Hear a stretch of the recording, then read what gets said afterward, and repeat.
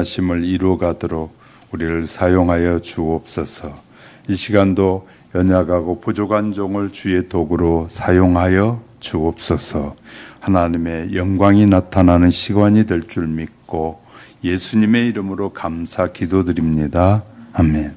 하나님께서 주신 이 믿음으로 주는 그 성령의 은사를 사모하는 우리 하영교회 성도 여러분이 다 되시기를 주님의 이름으로 축복합니다. 새로운 변화를 위해서 필요한 것이 무엇일까? 여러분 생각해 보신 적 있습니까? 태아는 어머니의 뱃속에서 인생에서 가장 평온한 시간을 보내는데 춥지도 덥지도 않는 알맞은 온도에서 포근히 떠 있다고 합니다. 게다가 먹을 것도 아무 걱정할 필요가 없습니다. 다 알아서 줍니다. 어머니의 탯줄을 통해서 알맞게 영양분을 공급받을 수 있기 때문인 거죠. 태아는 아마도 그곳에서 오래오래 살기를 원할지 모릅니다. 그러나 자연의 순리는 그렇지 않습니다. 10달이 채워지면 태아는 밖으로 나와야만 합니다. 드디어 그 시간은 찾아오고 태아는 죽을 각오를 하고 온 힘을 다해서 어둠의 터널을 지나게 됩니다. 그렇게 모든 것이 낯선 세상 밖으로 나왔는데 이번엔 또다시 유일한 영양 공급원이던 탯줄마저 끊어버리게 됩니다. 뱃속에서 누리던 모든 것이 사라지고 난 뒤에 이제는 죽었다고 생각할지 모르지만 사실은 더 넓고 새로운 세계가 준비되어 있다는 사실을 모르는 경우가 참 많다는 사실입니다. 헤르만 헤세의 소설 데미안에서 이런 구절이 있습니다. 태어나려는 자는 하나의 세계를 파괴해야만 한다라고 합니다. 이 구절은 새로운 변화를 원한다면 스스로 안락하게 만들어놓은 모든 생각과 고집을 깨트려 버려야 한다라는 말이기도 합니다. 새로운 영적 세계를 위해서 우리는 과거를 버리지 않으면 새로운 영적 세계를 경험할 수도 없고 누릴 수도 없게 될 것입니다. 오늘 본문의 성령의 은사는 하나님께서 믿음의 성도들에게 주시는 특별한 선물입니다. 하나님은 예수 그리스도를 통해서 인간 구원의 역사를 이루고 한없는 사랑을 선포하셨던 것처럼 성령은 인간 가운데 내주하시면서 역사를 섭리하고 인도하시는 분입니다. 성령은 인간과 함께 거하시는 하나님이시다라는 것이기도 해요. 인간의 삶을 가르치고 인도하시는 보혜사다라고 말하기도 합니다. 믿음으로 예수 그리스도를 영접하는 자들에게 성령을 받도록 공고하심은 성령과 함께 하심을 통해서 예수 그리스도를 온전히 알고 구원을 확신하는 삶을 살아갈 수 있도록 인도하시기 때문인 것이죠. 성령은 예수 그리스도에 대해서 끊임없이 증언해주고 예수 그리스도에 대해서 말씀을 교훈하고 인간의 삶을 총체적으로 변화시키고 여러 가지 성령의 은사들로 온전한 신앙생활을 할 수 있게 도와주시는 역할을 하는 분이 성령님이십니다. 고린도 교회 문제가 생겨난 이유는 성령의 은사에 대한 일반적인 원리를 가지고 있었기 때문입니다. 은사에 대해서 잘못 알고 있었단 말이죠. 오늘날 한국교회도 은사에 대해서 잘못 알고 있는 사람들에 의해서 한국교회가 너무나 많이 파괴되었다는 사실도 아셔야 할 겁니다. 바울은 여기에서 먼저 성령의 은사의 원칙을 말하고 있고 그것은 예수님을 주로 알고 모시는데 유익하게 하려는 것이다. 성령의 원칙은 성령이 우리에게 은사를 주시고 성령이 최고의 좋은 선물을 주신 이유는 예수님을 알게 하는 것이 최고의 목적이에요. 그래서 성령이 우리가 충만해지면 예수님을 잘 알게 되어지는 거예요. 성령이 충만해지면 세상에 돈을 버는 지혜와 능력을 얻는 것이 아니라 성령이 충만해지면 성경이 깨달아지는데 예수님이 우리에게 말씀하신 진리들이 깨달아지는 것이에요. 할렐루야. 이것이 성령의 목적이에요. 하나님께서 성령을 우리에게 주신 목적은 예수님을 알아야만이 하나님의 뜻대로 살 수 있기 때문에. 그래서 예수님을 알게 하는 것이 성령의 목적이다 말이죠. 말하자면 이 예수 그리스도를 주로 해서 예수 그리스도를 잘 알고 그것을 알물 통해서 바로 인간이 어떻게 살아야 되고 가장 유익한 것이 무엇이고 인간의 목적이 무엇이고 하나님이 사람을 만드신 목적이 무엇인지를 예수님이 잘 알려주고 계시기 때문에 그래서 우리의 성령이 충만해진다는 것은 결국은 예수님을 아는 것이 최고의 목적이다 라고 이렇게 저와 여러분은 딱 정의되어 있어야 돼. 성령은 예수님을 알게 하시는 영이다. 이렇게 정리돼요. 그러면서 성령의 여러 가지 은사를 통해서 인간과 공존하시면서 오직 하나님의 은총으로 말미암아 성도들에게 주어진 모든 재능과 사명, 직무, 역량들을 다 통해서 성도가 예수 그리스도 안에서 누리고 행할 수 있는 모든 것을 다 이끄시는 성령이다 라는 사실을 우리가 정리하면서 오늘은 바울을 통해서 전혀 쓸모없는 인간을 예수 그리스도의 예수 그리스도를 믿음으로 변화시키는 성령의 사역에 대해서 우리가 조금 나누려고 하고요. 성령을 받은 자의 삶에서 어떤 변화가 일어나는지에 대해서 살펴가는 시간에 무엇보다도 성령의 소중한 은혜를 사모하는 자들이 될 수 있기를 주님의 이름으로 축복합니다. 첫 번째는요. 성령의 은사를 받으면 어떻게 될까? 우리가 성령의 은사를 받으면 어떻게 될까? 성령의 은사를 받는 성도는 신령한 것을 분별하는 지혜를 얻게 됩니다. 성령이 충만해지면 신령한 은혜를 받으면 지혜, 분별력이 생깁니다. 분별력. 현대는 최첨단 과학의 발달과 함께 고도화된 문화의 상황에도 불구하고 수많은 사람들은 절대적인 가치 기준의 부재 속에서 방황하고 있습니다. 어떻게 살아야 되느냐 이런 거에 대한 부분이 전혀 알지 못해요. 지식이 많은 사람도 지식이 없는 사람도 어떻게 사는 것이 인생으로서 가장 행복한 것인지를 모르고 살아요. 그러다가 늘 괴로워하고 힘들어하고 어려워한단 말이죠. 그래서 어떤 이들은 현대를 불확실성의 시대다라고 말해요. 이것은 제가 말하는 것이 아니라 굉장히 세상을 아는 학자들이 하는 말이 현대는 불확실성의 시대다라고 말해요. 무엇이 옳고 그름인지 모르겠다는 거예요. 저 중국에 가서 들어보면 그 사람들이 하는 말이 옳고 미국에 가서 들어보면 미국 사람들이 하는 말이 맞고 한국에 와서 들어보면 한국 사람들이 하는 말이 맞는 거예요. 정말 사람들은 각자 생각이 다르고 논리가 달라서 사람들의 생각을 듣다 보면 이건지 저건지 무엇이 올바른 삶인지를 모른다는 거예요. 모든 사람들이. 실제로 인간들은 사물을 대상화하고 그러다 보니까 이제는 어떤 사물을 대상화하고 본질을 파악하는 일에는 익숙하지만 어떤 일을 막 파고드는 일은 잘해요. 대상화해가지고 어떤 것을 막 찾고 막 연구하는 일은 잘하는데 그런 일은 잘하는데 인간 자신의 본질을 이해하고 인간의 삶의 의미와 가치는 전혀 무의미하게 살아가는 사람들이 많이 있어요.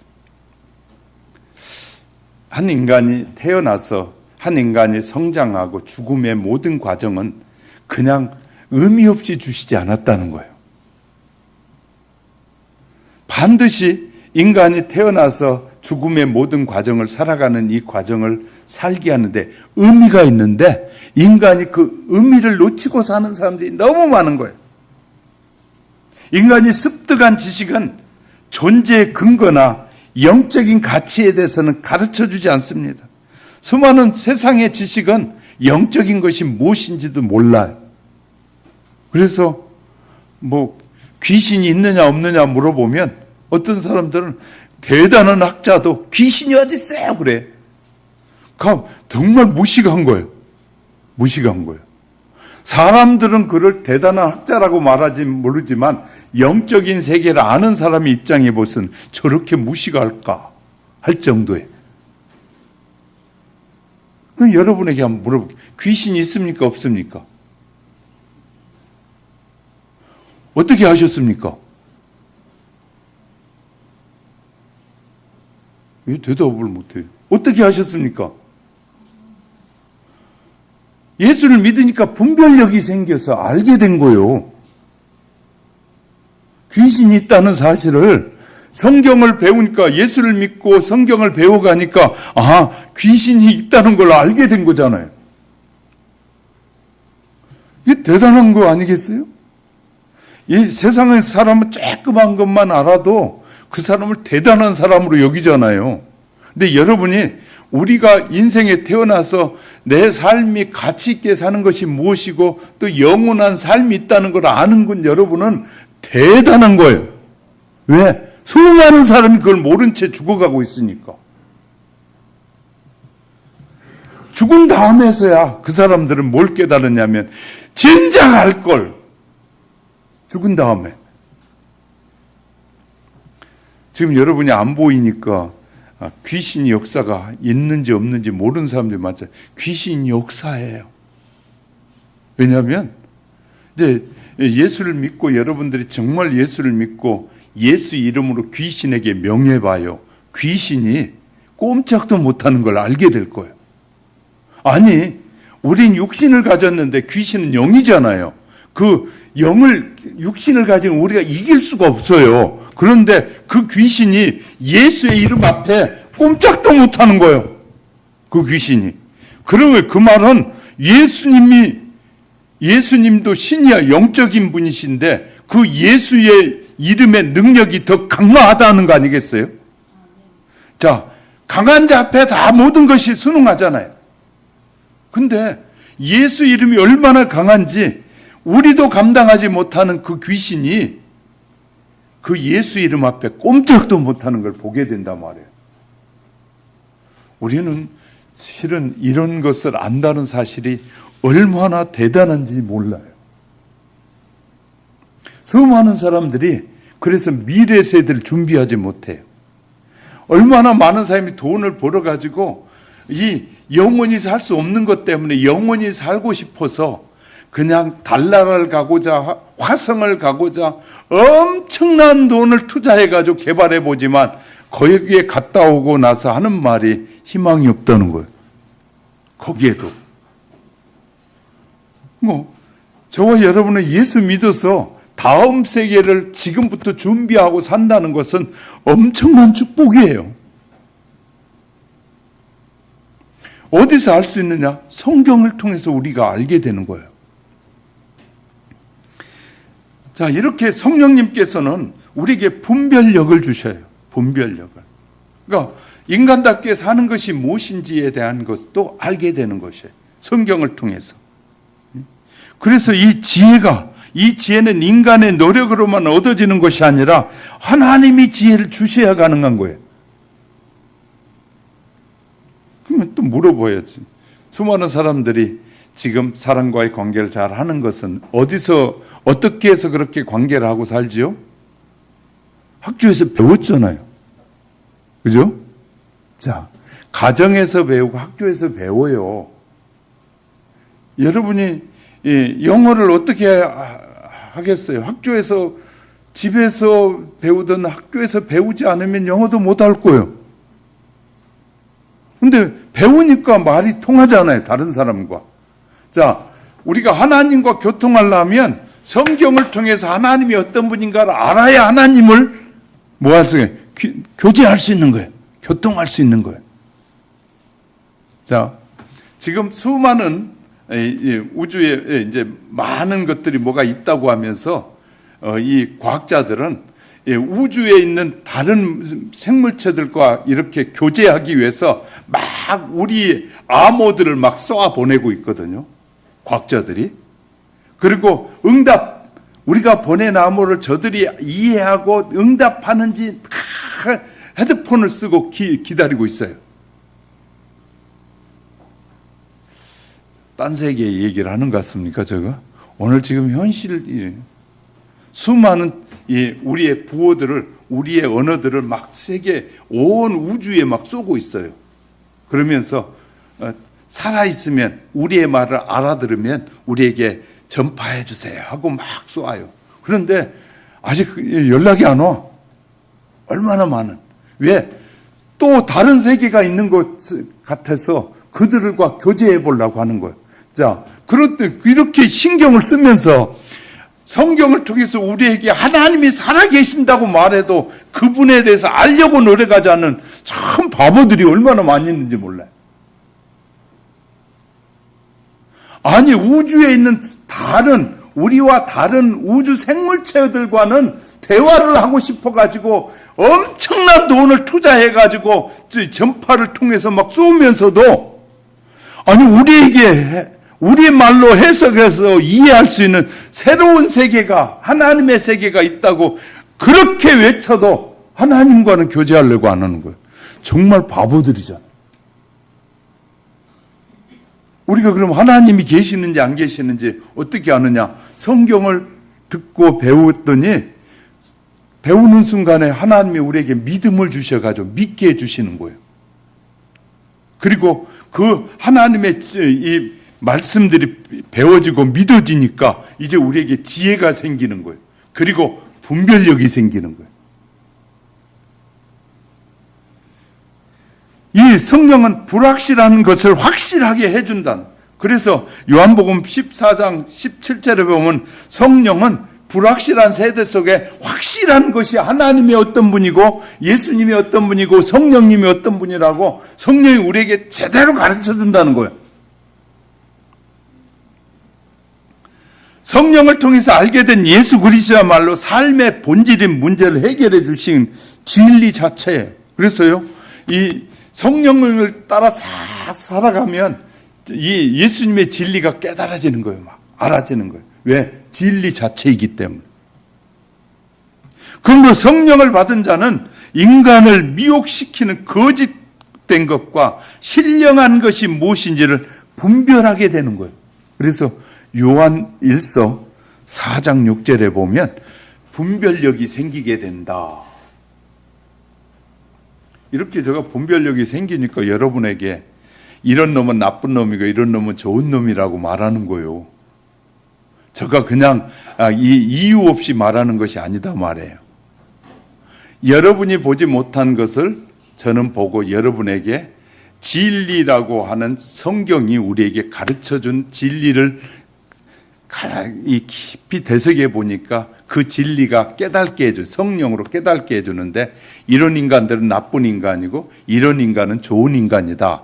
그렇게 해서 여러분에게 증거하고 설명해 주는 거예요. 이해가 되셨으면 아멘. 그냥 하는 것이 아니다 말이에요. 또 성령의 은사는 단순한 지식을 전달하는 것이 아니라 예수를 주로 고백하게, 성령의 은사가 우리 많은 사람들이 한국 초대교회사에서 또 우리 20년, 30년 전에만 해도 은사를 받은 사람들이 착각한 거예요. 잘못 성경을 이해한 사람들이 너무 많았어요. 그래가지고 성령이 임재하면 자기가 어른이 돼버리는 거예요. 질서가 무너져버린 교회. 자, 성령이 임하면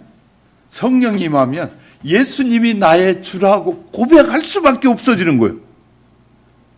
성령이 우리에게 임하면 내가 고백하지 하는 것이 아니라 성령이 예수 그리스도가 구주라고 고백이 돼버리는 거예요. 그 믿어지니까 그 사실이. 그래서 우리가 잘 아는 이 베드로가 이 예수님께 이런 고백을 해요.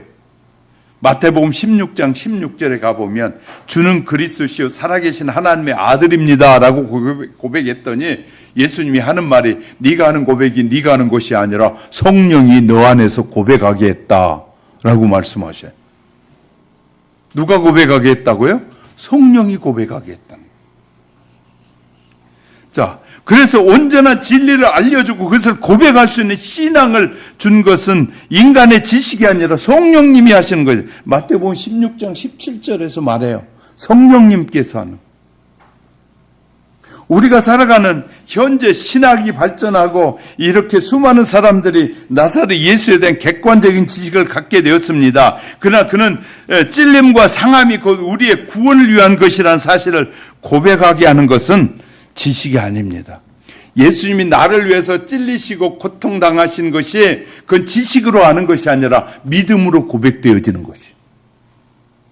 성령께서 주시는 힘과 진리를 진리라고 인정하고 고백하도록 믿음의 선물을 받은 자라야 예수 그리스도를 자기의 삶의 주인으로 고백할 수 있게 되는 것이에요. 또한 성령은 인간의 삶을 근본적으로 거듭나는 삶으로 살도록 변화시키는 것이 성령의 역사예요. 생활의 모든 영역을 주관하고 하나님을 보시기에 합당한 모습으로 성화시키는 것이 바로 성령님이시다. 로마서 15장 16절이 말해주고 있어요. 성령은 어떤 말로 하나님의 복음을 전해야 할지, 어떤 행동으로 그리스도의 영광을 나타내고 하나님의 뜻이 어떻게 실현되는지를 알려주는 것이 성령님의 역사예요. 왜 전도가 안 되냐면 내 생각대로 하려니까 안 되는 거예요. 성령님을 의지해야 돼. 성령님 오늘도 전도하러 나갈 테니까 만나게 해주세요. 그에게 내 생각을 말하는 것이 아니라 성령님이 원하는 말을 하게 해주세요. 우리는 막 사람들을 만나면 어떻게 하든지 자기를 드러내고 싶어하는 사람이 너무 많아요. 목사님들도 만나보면 그냥 자기가 과거에 어떤 삶을 살았는지 막 과거를 얘기하는, 저는 그냥 그럴 때 이렇게 속으로 생각합니다. 제가 속으로 생각한다고 말이에요. 아직도 거듭나려면 한참 멀었구나. 거듭난 사람은 과거 얘기를 하는 것이 아니라 내가 만난 예수를 말하는 것이 거듭난 사람이에요. 할렐루야. 가장 중요한 건 과거에 어떻게 살았고 과거에 대단한 능력을 행한 것이 중요한 것이 아니라 예수를 만난 이후에 내가의 삶이 변화돼서 그 예수를 말하는 것이 거듭난 사람이에요. 너무나 어처구니 없는 사람들이 너무 많이 있어요. 그 말은 아직도 내가 살아있다는 말이기도 해요. 정말 거듭나면 예수 얘기만 하고 싶어지는 거예요. 거듭나면. 왜냐하면 저를 보세요. 자, 거듭난다는 것은 새로운 세계의 삶을 사는 사람이잖아요. 그죠? 새로운 세계는 누가 주관하는 세계예요? 하나님, 예수님, 성령님이 주관하는 세계잖아요. 성삼위가 주관하는 세계의 사람이에요. 그러면 우리는 뭘 말하게 돼? 그분들을 말할 수밖에 없잖아요. 이해가 되셨으면 아멘. 그건 성령의 역사인 거예요. 자, 성령님은 우리를 거듭나게 하는 삶을 살게 하는 거예요. 성령이 임재하심은 새로운 신비의 체험뿐만 아니라 실제적인 삶의 변화를 가져오도록 하는 것이 성령의 역사예요. 그러니까 우리 성령을 따라 살지 않으면 변하지 않아요. 성령을 따라 살면 변화해요. 변하게. 하나님은 믿음으로 거짓된 진리를 미혹되지 않고 예수 그리스도를 주로 고백하게 하시는 거예요. 근데 어떤 환경에서도 예수 그리스도만이 나의 주인입니다 라는 고백이 가능한 거예요. 그래서 수많은 선교사들이 이 죽음 앞에서 내 그냥 다리를 자르고 그냥 창으로 그냥 목을 벤다고 그래도 예수 그리스도만이 나의 구주입니다 라고 말할 수밖에 없는 거예요. 왜? 거듭난 영혼은 하나님에 대한 확고한 신앙이, 믿음이 있으니까. 성령의 은사를 받으면 하나님의 자녀임을 나타내는 변화된 삶을 살기 위해 성령의 능력을 받기를 위해서 구하는 거예요. 그래서 왜 성령을 자꾸 저도 구하느냐 하면 변화된 삶, 하나님이 기뻐하시는 그 삶을 살기 위해서 성령의 충만함을 자꾸 구하는 거예요. 할렐루야. 그런 저와 여러분이 될 수 있기를 주의 이름으로 축복합니다. 두 번째는 성령님께서 다양한 은사를 주신 목적은 무엇이냐? 여러분 지금 13장 성경을 보고 있다면 무슨 말인가 그럴 겁니다. 지금 저는 13장을 말하기 위해서 12장을 지금 얘기하고 있는 거거든요. 고린도전서 12장을 말하고 있는.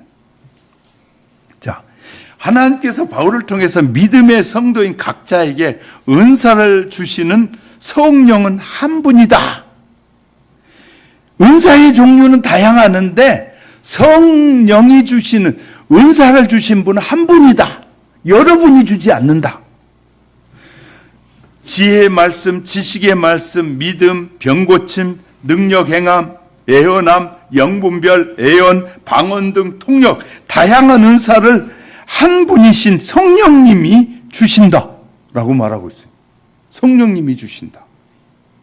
나아가 이는 주님의 교회를 세우고, 그럼 성령님이 왜 이런 은사를 주느냐? 주신 목적은 주님의 교회를 세우고, 이 교회의 주인은 주님이라고 느누이 말씀드리고 있습니다. 이 하영교회의 주인은 예수님이셔요. 이 교회를 세우고 이 교회를 통해서 주의 성도들의 은혜를 누리고 교제하고 질서와 덕을 강조하기 위해서 성령의 은사를 주신 것. 이로써 주님의 교회 은사 사용의 표준을 바울이 고린도 교회에 말해주고 있어요. 그 말은 고린도 교회 안에 있는 성도들이 뭐 했다는 거예요? 이 은사를 주신 목적을 몰랐고, 은사가 왜 은사를 성령님이 주시는지를 몰랐다 그 말이에요. 지식이, 고린도 교회 이 성도들의 지식이 그 당시에 고린도 지역엔 엄청난 지식의 사람들이 있던 곳이었어요. 그런데 그들은 성령이 왜 은사를 주시는지를 모르는 거예요. 그래서 바울로 하여금 하나님께서 은사를 주신 목적이 무엇인지를 정확하게 설명해 주고 있는 거예요.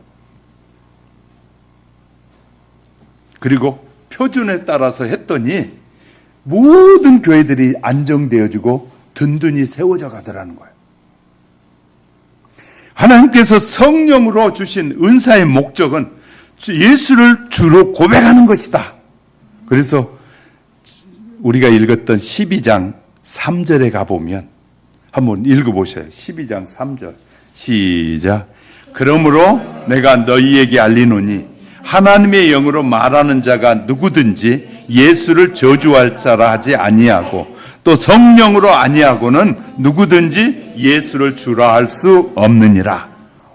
이렇게 분명하게 설명해 주고 있어요. 성령의 은사는 예수를 주라고 고백하는 일치하게 만든다 그 말이에요. 교회 안에는 성령의 은사를 통해서 우리 모두가 여러 모양으로 왔지만 은사를 받은 자들이 바로 예수 그리스도가 우리의 주십니다라고 고백하게 하는 것이 성령이 주신 목적이다 말. 이렇게 정확하게 성경은 가르쳐주고 있어요. 그러나 그 활동 양상은 각기 다른 모습이잖아요. 이 다양성은 한 목적을 향해 조화를 이룸으로써 일치를 이루는 것인데, 그러는 그 목적이 무엇입니까? 그것은 바로 예수를 주라고 고백하는 것이다. 절 보세요. 그 시대에 헬라 철학자들이 많이 있었던 그 지역에, 다시 말해 고린도 지역의 사람들도 헬라 철학으로 이 지식이 많이 있었던 사람들인데, 그들에게 한낱 촌사람으로 보이는 예수를 구약에서 말하는 여호와라는 대명사를 붙이는 것은, 이렇게 대명사를 붙여 쓰는 것은, 이 말은, 예수는 이 주라는 말은 퀴리오스라는 말이거든요. 하나님이란 뜻이에요. 하나님이란 뜻이에요. 근데 한낱 촌에 사는 예수였는데 그 예수를 하나님이다라고 말하는 것이 가능하냐 말이에요. 그걸 신앙으로 고백하는 거 불가능한 일이거든요. 근데 누가 가능케 한다고요? 성령님께서 하게 하신다. 그 말은 성령님은 예수 그리스도가 하나님이시라는 걸 지금 알려주고 있는 거예요. 야, 얼마나 놀라운지 몰라. 그러니까 그 시대 사람들은 지금까지 자기들이 알고 배워왔던 지식으로는 아니 촌사람 예수를 사람의 마리아의 몸에서 난 그 예수를 주라고 하나님이라고 부르라고 그러니까 막 오해가 생기고 난리가 난 거예요. 우리는 못해. 우리는 바울파야 베드로파야 하면서 막 이 파를 나누기 시작하는 거예요. 그런데 성령은 파로 나눈 모든 사람들을 하나로 묶는데 예수 그리스도가 하나님이다, 주다라고 고백하게 하는 것이 성령이 하신 일이었다라고 바울을 통해서 분명하게 하나님은 말씀하고 계셔요. 자, 예수 그리스도가 죽으시고 부활한 이후에 이 오순절 성령 세례가 부어지게 되잖아요. 성령 세례를 받고 베드로가 설교하면서 사도행전 2장 36절 너희가 십자가에 못 박은 이 예수를 하나님이 주와 그리스도가 되게 하셨느니라 이렇게 말하는 거야. 너희가 십자가에 못 박아 죽은 그 예수가 하나님이 모든 사람의 주로 만드셨고 모든 사람을 기름 부으시는 다리 종으로 세우셨느니라 이렇게 외치는 거예요. 이것이 누가 가능한? 성령님이 가능한. 또 바울도 로마서 10장 9절에 이렇게 말 내가 만일 내 입으로 예수를 주로 시인하며 내 마음으로 믿으면 구원을 얻게 될 것이다. 예수를 구주로 고백하는 자는 구원을 얻게 될 것이다. 이게 누가 가능한 일이겠어요? 그 당시에 지식이 이들이 세상적 지식으로 헬라 철학으로 가득 차 있는 그들이 이런 말을 듣자 분개하는 거예요. 막 말도 안 되는 거예요. 그래서 베드로를 죽이게 되는 거예요. 이런 모든 은사는 한 예수를 주님으로 알고 모시고 고백하도록 역사하는 것이 하나님이 주신 은사인데 선물이다 말이에요. 할렐루야. 각기 분량에 따라서 주신 은사를 잘 간수하고 활용하고 예수를 전하고 전파하는 데 사용. 그래서 우리의 은사는 예수를 전파하는 데 쓰도록 하나님이 우리를 은사를 주신 거예요. 그래서 은사를 받은 자는 다 예수를 주로 고백하게 되잖아요. 주로 고백한 사람들이 모여서 그 주님을 세상 사람들이 알리는 것이 우리 있는 전도라고 말하는 거예요. 할렐루야. 은사는 여러 가지지만 성령은 한 분이다 그 말이에요. 그래서 12장 6절 또 읽어봐요. 12장 6절 시작. 또 역사는 여러 가지나 모든 것을 모든 사람 가운데 역사하시는 하나님은 같으니 한 성령이라고 말이죠. 성령이 각자 그릇에 따라 나누어준 은사는 각각 그 모양을 다른 모양으로 갖게 나누어주게 되지만 그 은사를 주신 성령은 한 분이시다. 또한 주께서 주시는 직분은 각각 다르지만 그 직분을 주신 분은 주님이 한 분이셔요. 자, 절 보세요. 우리 교회 직분을 세우잖아요. 그때 누구의 이름으로 세웁니까? 예수 이름으로 세우잖아요. 여러분 예수 이름으로 세워진 여러분의 직분을 소중하게 여기면 주님도 여러분을 소중하게 여기고 축복해 주셔요. 할렐루야. 직분을 우습게 여기는 사람들 많이. 하나님의 영광을 가리는 일의 직분을 내가 누군지 아십니까? 장로입니다. 집사입니다. 그래 놓고 가서 다른 일 해버리는 거예요. 그러면 하나님의 영광이 가려져 버리는 거예요. 자, 이 얼마나 소중한 일인지 몰라요. 하나님께서 맡기신 역사는 각각 달라요. 자, 성령은 은사를 주시고 예수님은 우리에게 직분을 주시고 하나님은 우리에게 역사를 맡기셨어요. 역사를 하나님이 하시는 역사를 우리에게 맡겨주신 거예요. 이 삼위 하나님인 것처럼 각각의 은사, 다양한 은사는 결과적으로 일치 하나 되게 하는 거예요. 그러면서 이 성령님의 사역이 다르고 예수님의 사역이 다르고 하나님의 사역이 다른 것이 아니라 그 사역이 일치하게 만드는 것이 세 분이 하는 사역이 일치하게 만드는 거예요. 하나님도 예수가 주라고 고백하게 말해 준단 말이에요. 하나님도. 바울은 에베소 성도들에게 설명하기를 에베소 4장 4절부터 6절에 몸이 하나요 성령도 한 분이시니 이와 같이 너희가 부르심의 한 소망 안에 부르심을 받았느니라. 주도 하나요 믿음도 하나요 세례도 하나이니 하나님도 한 분이시니 곧 만유의 아버지시라 라고 이렇게 쓰고 있어요. 한 성령에 의해서 각 사람의 형편에 따라 나누어준 은사들은 역시 한 성령에 의해서 유지되고 적용되고 관리되어진다고 말이죠. 그래서 그 은사가 오용되거나 남용될 때 하나님의 은사를 거두어 가시는 거예요. 그래서 자꾸 그렇게 많은 은사자들이 한국에 없어진 이유들이 다 오용하는 거예요. 자기들 멋대로 쓰는 거예요. 은사를. 어떤 사람은 돈벌이로 쓰는 거예요. 애연해주고 돈 받는 거예요. 돈벌이 하는 거예요. 그러니까 하나님께서 은사들을 다 거두가 버려요. 한국에 은사자들이 없어요. 애연하는 사람들 별로 없어요, 지금은. 왜?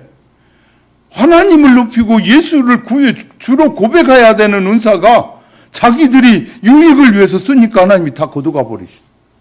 그 요새 은사자 있다는 거 보셨어요? 은사자가 없어.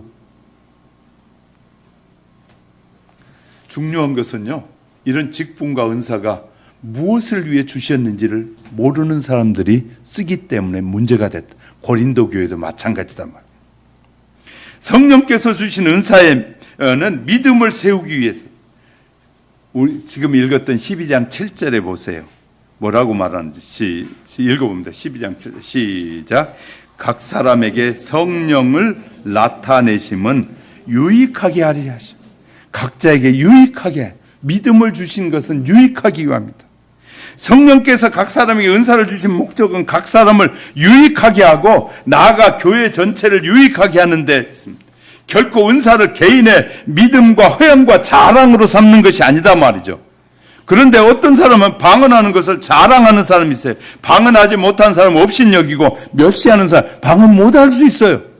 근데 방언 못하는 건 바보라고 말하는, 누구나 받는 방언 못 받는다, 그렇게 방언을 멸시하는 사람이 있어요. 못 받을 수도 있어요. 하나님이 안 주실 수 있단 말이에요. 이는 성령의 모독을 하는 행위입니다. 성령을. 누구나 받는데 너는 방언도 못 받았느냐, 그렇게 말하면, 만행하면 정말 답답한 사람들 많아요. 그래가지고 자기는 막 사람들에게 난 방언 받았다고 막 자랑하면서 남을 우습게 여기는. 진짜 방언을 받잖아요. 진짜 좋은 성령의 은사가 임하면 다른 사람을 무시하거나 함부로 여기지 않는 거예요. 아내가 성령의 충만함을 받으면 남편을 정말 소중한 분으로, 하나님이 질서를 위해서 주신 소중한 분으로 여기게 되는 거예요. 남편이 성령이 충만하면 아내를 함부로 하지 않는 거예요. 그러니까 우리가 성령이 충만해지면 서로가 하나님이 창조하신 소중한 것들을 소중히 여길 줄 아는 지혜가 생기고 분별력이 생기는 거예요. 예수 믿었음에도 불구하고 그 아내도 함부로 하고, 이 남편도 함부로 말하고, 아무렇게나 말하고, 그런 거 아니에요. 성령이 충만하게 임하면 분별력이 생겨. 세상 사람들은 그래요. 세상 사람도 그렇잖아요. 세상 돈 잘 버는 남자들은 여자들 알기로 우습게 여겨요. 집에서 밥이 나는 여자가 뭐 하고 다닌다고 막 별소리를 다 해요. 그러나 예수를 제대로 알면 아무리 떼부자 돈을 벌어도 집에서 그냥 살림만한 아내를 함부로 말하지 않아요. 남편도 함부로 말할 수가 없어요. 왜? 예수를 제대로 모르기 때문에 함부로 사는 거예요. 성령이 충만해져 봐요. 내가 너를 소중하게 여긴 것처럼 내가 너 옆에 있는 그도 소중하게 여긴다는 말씀이 마음에 와 닿기 시작한다니까요.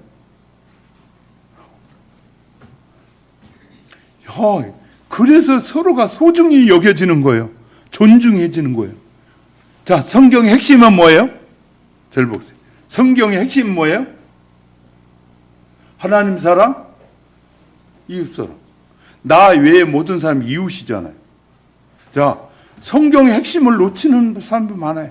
하나님을 진정으로 잘 사랑하고 성령에 있는 은혜를 통해서 막 은사를 받게 되면 이웃이 다 소중해지는.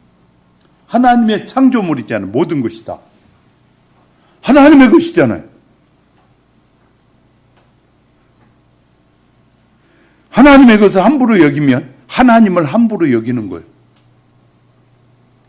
분별력이 없는 사람들이 너무 많아요.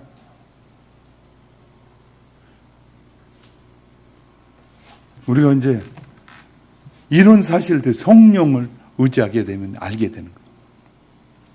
누구든지 많은 은혜와 은사를 받은 사람일수록 더 봉사하고 충성해야 될 이유가 여기에 있는 거예요.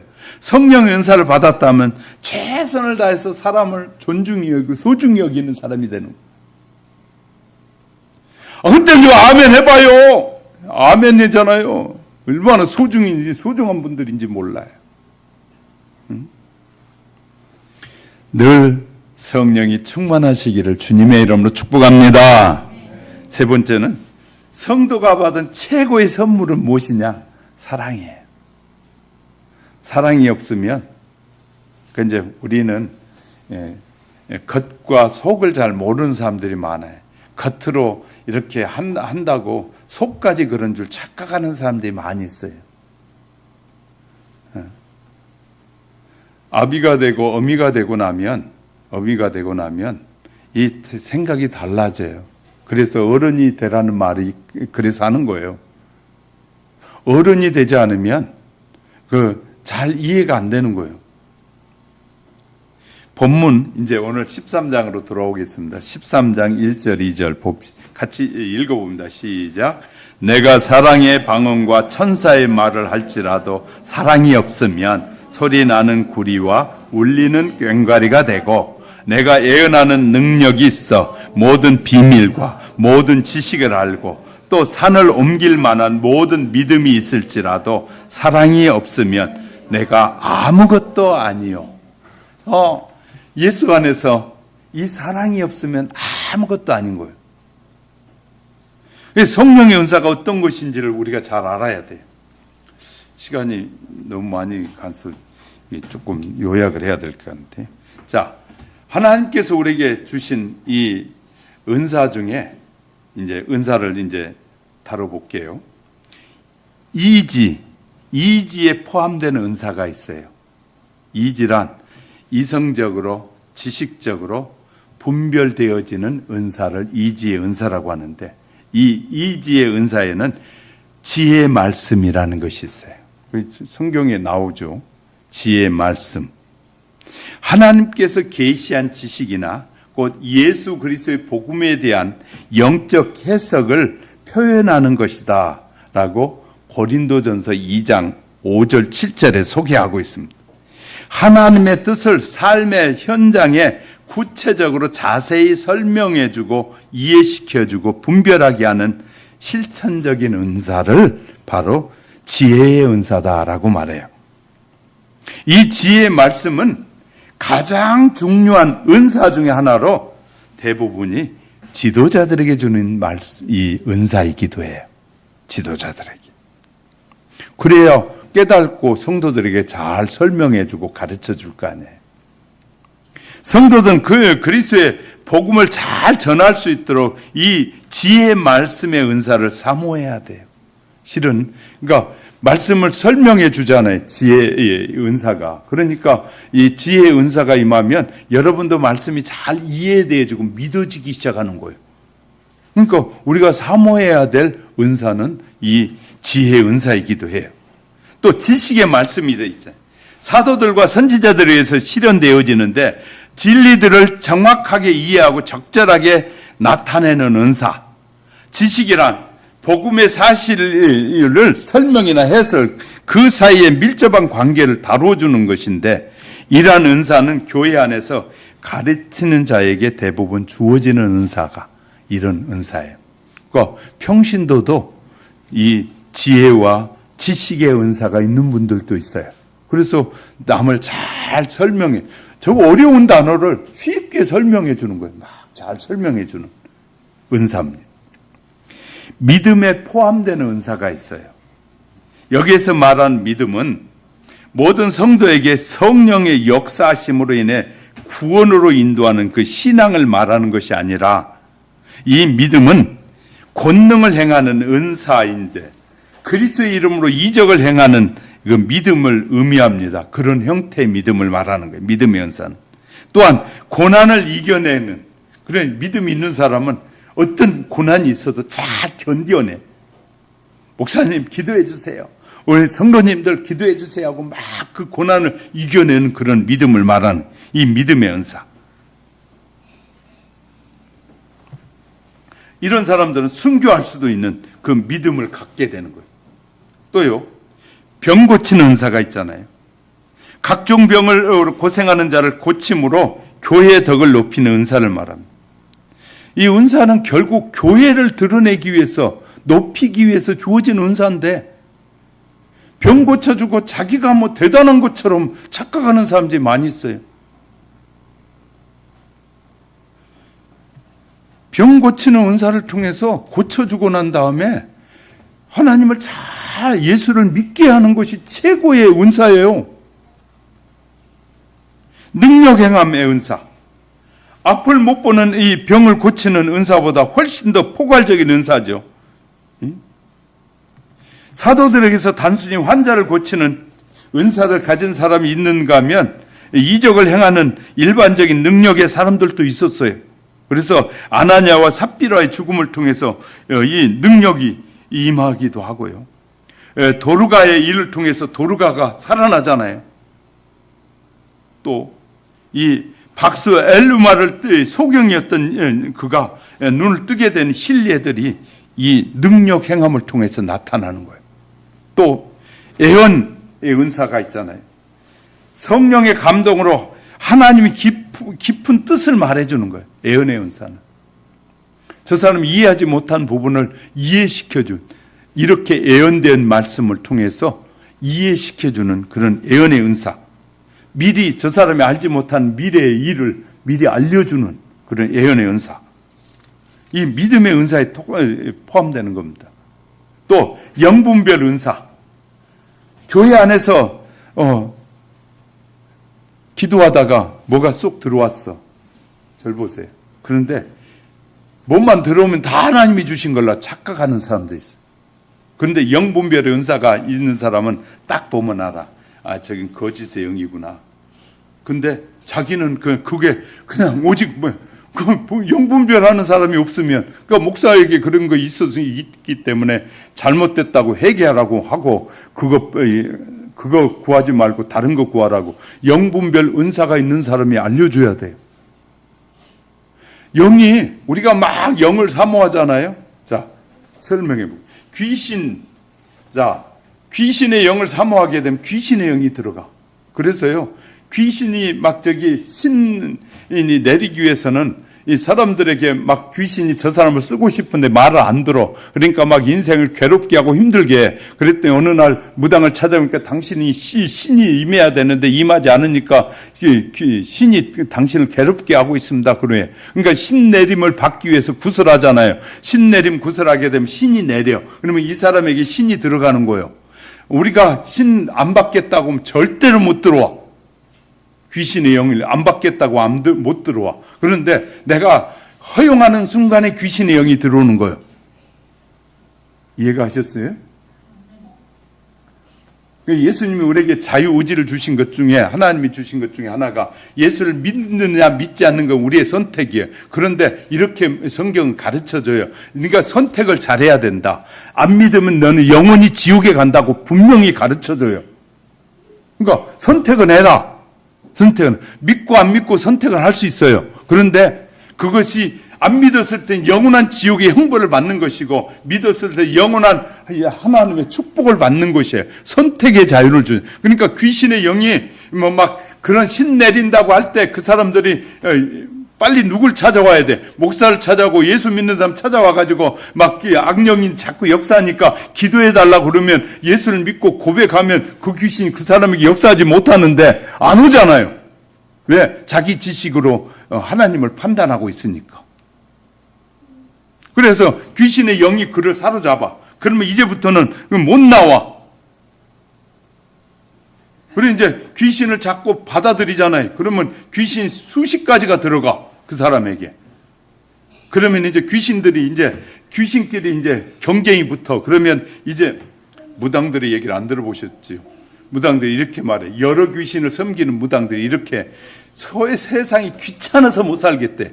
왜? 이 귀신을 섬겨놓잖아. 그럼 저 귀신이, 야, 저 년만 좋아하냐? 나 섬겨라! 그러면 또 빨리 이쪽 해야 된대. 세상에 여러 귀신을 섬기는 사람들이 하는 말이 미치겠대. 여러분 미쳐보고 싶습니까? 그렇게? 환장한데요. 여러 귀신을 섬기는 무당들이 하는 말. 그건 이제 저가 하는 말이 아니에요. 그 무당들이 하는 말. 너무너무 괴롭대. 그냥 버리고 싶대. 근데 한 번 들어온 게 안 나간대, 죽어도. 어떻게 나갈까요? 예수 믿으면 나간다니까요. 예수 믿으면. 예수를 나의 구주로 고백하면 내 예수가 내 안에 들어오면 내 안에서 다른 더러운 귀신들이 못 견디는 거예요. 예수 때문에. 그래서 막 나가버리는 거예요, 이제. 그런 사람들에게, 괴로워한 사람들에게 얼마나 희소식이에요. 예수 믿는 것이 얼마나 희소식이냐 말이에요. 이거 전해주는 것이 복음이잖아요. 예수 믿으면 당신 그 괴로움에서 자유할 수 있고 평안을 누릴 수 있고 영원한 축복을 받게 된다. 자, 이 믿음. 자, 사람들에게는 이 믿음이 있어요. 믿음, 그 다음에 이제 은사들을 지금 설명하고 있잖아요. 그죠? 이 은사들 다 방언의 은사. 그래서 마가복음 16장 17절에 새 방언을 말하는데 절 보세요. 그럼 이제 이렇게 또 말하는 사람들이 있어요. 초대교회에 일어났던 그 방언. 그때 방언은 이 제자들이 하나님 앞에 막 약속을 기다리고 할 때 30여 개국의 언어로 막 통역이 됐다고 그랬잖아요. 그 30여 개국의 사람들이 왔는데 그 사람들이 자기 나라 말로 다 이루어졌다고 말하는 그 방언, 방언은 단회적일 수 있다는 것이죠. 그건 이제 학자들의 얘기입니다. 단회적인. 그러나 지속적인 삶에 필요한 방언의 은혜는 계속되어진다. 할렐루야. 이것이 우리가 이제 올바르게 믿어야 될 믿음의 방향성입니다. 자, 그래서 우리는 성령을 자꾸 의지해야만이 단회적인 그런 역사는 없더라도 성령님을 의지하면 우리가 살아가는 모든 삶에 필요한 도움을 주시는 분이 성령님이시다. 그러므로 늘 성령의 충만함을 구하시기를 주님의 이름으로 축복합니다. 자, 근데 이제 이 모든 은사를 쓰는데 지금 13장에서 말하려고 하는 게 모든 은사를 쓰는데 그 은사 중에 뭐가 빠지면 안 된다고요? 사랑이 없이 하는 은사는 사랑이 없으면 아무 쓸모가 없다. 그 얘기하려고 13장에 쓰여 있는 거예요. 자, 절 보세요. 늘 몇 번 설교했는데 여러분 기억하고 있는데. 자, 소망, 믿음 어디까지 필요한 거예요? 천국 들어가는 입구까지만 필요해. 그러나 사랑은 이제부터 영원토록 계속되어지는 게 사랑이에요. 그래서 하나님이 저와 여러분에게 주고 싶은 가장 큰 선물은 바로 사랑의 선물이에요. 사랑은 이제부터 어디까지? 영원까지 이어지는 것이기 때문에. 이해가 되셨죠? 그래서 하나님이 저와 여러분에게 주고 싶은 최고의 선물은 사랑이에요. 그 사랑은 성경이 말하는 사랑인데 하나님을 사랑하는 마음과 사람을 사랑하는 마음 두 것이 하나 되어지는 사랑. 이 사랑의 은사를 우리 성도들에게 하나님이 주고 싶어 하는데 그 사랑을 사모하지 않는단 말이에요. 그래서 그 사랑이 임하면 누구든지 보면 불쌍히 여길 수 있게 되고 저분이 나보다 소중한 분이구나. 저분도 하나님이 만드신 분이구나. 자연도 보면 하나님이 참 아름답게 만드신 그 하나님을 찬양하게 돼. 그러니까 우리가 그리스도의 사랑이 우리를 사로잡으면 하나님이 만드신 것들 자동적으로 찬양할 수밖에 없어지는 거예요. 이 사랑, 왜 하나님을 사랑하고 이웃 사랑을, 그래서 사람을 함부로 대하지 않게 되는 거예요. 그 사랑을 주고 싶어 하는데 그 최고의 선물인 사랑이라는 거예요. 하나님의 사랑. 그 사랑이 뭐라고요? 믿음, 소망, 사랑, 이것이 최고인데 그 중에 제일은 사랑이라. 하나님, 내가 하나님의 사랑의 그 선물로 가득 채워지기 원합니다. 여러분 그런 소원을 가지고 기도해 보십시오. 그러면 누구든지 사랑하게 되고, 누구든지 사랑한 그 사랑은 하나님만을 사랑하게 되는 사랑이 되는 거예요. 이 사랑으로 여러분이 늘 채워지시기를 주님의 이름으로 축복합니다. 참된 사랑의 실천, 이 실천하는 것은 뭐냐면 우리의 삶을 통해서 주의 말씀에 순종하는 것이거든요. 순종하는 그런 믿음의 성도들이 다 되시기를 주님의 이름으로 축복합니다. 눈을 감으시고요. 말씀을 정리합니다. 믿음, 소망, 사랑은 성도들에게 주어진 3대 보물로 일컬어져 왔습니다. 이것들은 하나님의 백성으로 택함을 받는 성도의 삶을 온전케 하는 필수적인 요소입니다. 저마다 빛을 발휘하게 되죠. 믿음은 예수 그리스도에게로 나가고 이 구원의 약속에 동참하게 하는 힘을 주고, 소망은 하나님의 나라를 향한 힘 없이 흔들림 없이 나아가게 하는 소망의 이 방향제라고 할 수 있습니다. 그리고 사랑은 이 3대 선물을 어우리는 가장 소중한 것인데, 하나님은 모든 성도들에게 하나님의 그 사랑이 가득 채워지길 원하시고, 그 사랑 안에서 살아가길 원하고, 사랑 안에서 헌신하고, 사랑 안에서 충성하고, 사랑 안에서 살아가기를 원하시는 그 하나님의 십자가의 사랑, 그 사랑의 은사들이 내게 가득 부어지게 해달라고, 성령님 그 사랑으로 가득 채워달라고 이 시간 잠시 주의 이름으로 기도합시다.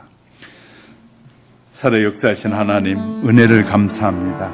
하나님께서 우리에게 가장 주고 싶어 하시는 그 믿음, 소망, 사랑, 그 중에서 사랑이 가장 소중한 사랑이라고 했는데, 우리에게 이제 믿음을 주셔서 예수님을 믿게 해주셨고, 소망을 주셔서 하나님의 나라를 향해 흔들림 없이 가게 하시니 감사합니다. 우리에게 사랑이 필요합니다. 이 믿음도 소망도 사랑이 없으면 아무 쓸모가 없는데, 하나님 아버지, 하나님은 사랑이신데 하나님의 그 사랑이 우리 안에 부어지기 원합니다. 하나님의 사랑으로 가득 채워지는 신자가 되기 원합니다. 하나님의 사랑으로 풍성해진 신자가 되기 원합니다. 십자가의 사랑이 우리 가슴 속에 깊이 새겨지는 신자가 되어지기 원합니다. 하나님, 그리고 주의 말씀을 실천하는데 이 주님의 사랑으로 실천하는 자의 삶을 살기 원합니다. 주여, 이 시간에 우리 하영교회 사랑하는 온 성도들의 심령 속에 이 믿음, 소망, 사랑, 이 세 가지 선물 중에서 가장 소중한 사랑의 사람으로 거듭나고 변화돼 가도록 성령님 역사해 주옵소서. 역사해 주시옵소서. 주옵소서.